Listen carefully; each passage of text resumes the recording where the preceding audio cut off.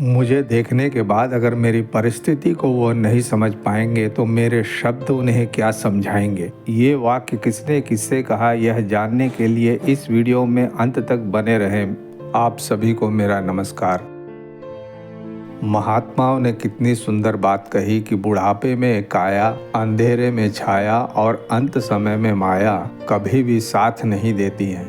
दोस्तों, चैनल को लाइक करें, सब्सक्राइब करें और अपना कमेंट देना ना भूलें।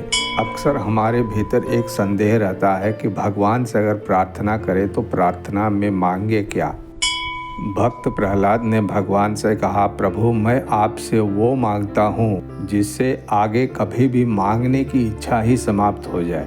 पांडवों की माता कुंती भगवान से मांगती हैं कि हे प्रभु मुझे इतना दुख दीजिए ताकि मैं निरंतर आपको याद करती रहूं और स्मरण करती रहूं। उसी तरह महाराजा पृथु ने मांगा कि हे प्रभु मुझे 10,000 कान प्रदान करो ताकि मैं आपकी लीला बार बार सुनता रहूं और आनंद लेता रहूं। और भक्त शिरोमणि हनुमान जी ने कहा, प्रभु अब प्रभु कृपा करहु ए भांति, सब तज भजन करहु दिन राति।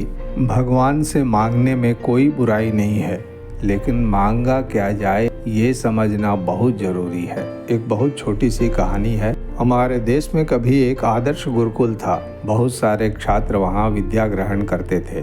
उस गुरुकुल में एक ऐसा स्थान था जहाँ सारे छात्र इकट्ठा होकर प्रार्थना करते थे। शिष्यों के समक्ष गुरुजी ऊंचे स्थान पर बैठते थे। सारे शिष्यों में अक्सर यह प्रश्न होता था कि जब हम प्रार्थना करते हैं तो हमारे होंठ हिलते हैं, मगर गुरुजी के होंठ तो हिलते नहीं हैं, आखिर वो बोलते क्या हैं।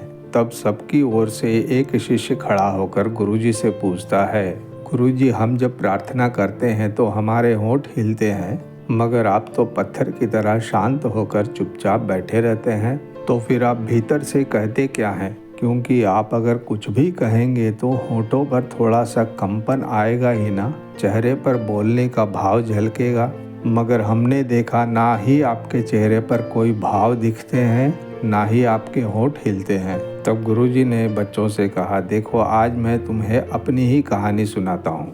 एक बार मैं अपने राज्य की राजधानी में गया और जब मैं राजमहल के सामने से गुजर रहा था तो वहाँ पर राजा थे और एक भिखारी था। वह भिखारी अत्यंत दयनीय अवस्था में था, एकदम कांटे की तरह दुबला पतला, मानो ऐसा लग रहा था जैसे उसे कई दिनों से भोजन प्राप्त नहीं हुआ हो। शरीर का मांस हड्डियों के साथ चिपक गया था, आंखें एकदम भीतर चली गई थी और वह अगर जीवित भी है तो किस तरह से जीवित है यह मैं सोचने लगा था।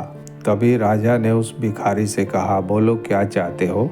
तब भिखारी ने कहा, महाराज आपके द्वार पर खड़े होने से यदि मेरे मांग का पता नहीं चलता तो फिर मेरे कहने की भी जरूरत नहीं है। क्या कहूँ, मैं आपके द्वार पर खड़ा हूँ, आप मुझे देख लो, मेरा तो होना ही प्रार्थना है। फिर गुरुजी ने बच्चों से कहा, बच्चों उस दिन मेरी आंखें खुल गई और उस दिन से मैंने प्रार्थना में मांगना बंद कर दिया। बस मैं ध्यान में एकाग्र होकर परमात्मा के द्वार पर जाकर खड़ा हो जाता हूँ ताकि वो मुझे देख लें। मुझे देखने के बाद अगर मेरी परिस्थिति को वो नहीं समझ पाएंगे तो मेरे शब्द उन्हें क्या समझाएंगे। इसी तरह मैंने होंठ हिलाकर प्रार्थना करना बंद कर दिया और ध्यान में मग्न होकर सिर्फ अपनी उपस्थिति को उनके समक्ष रखने लगा, क्योंकि मेरा वहाँ उपस्थित होना ही उनके लिए पर्याप्त है।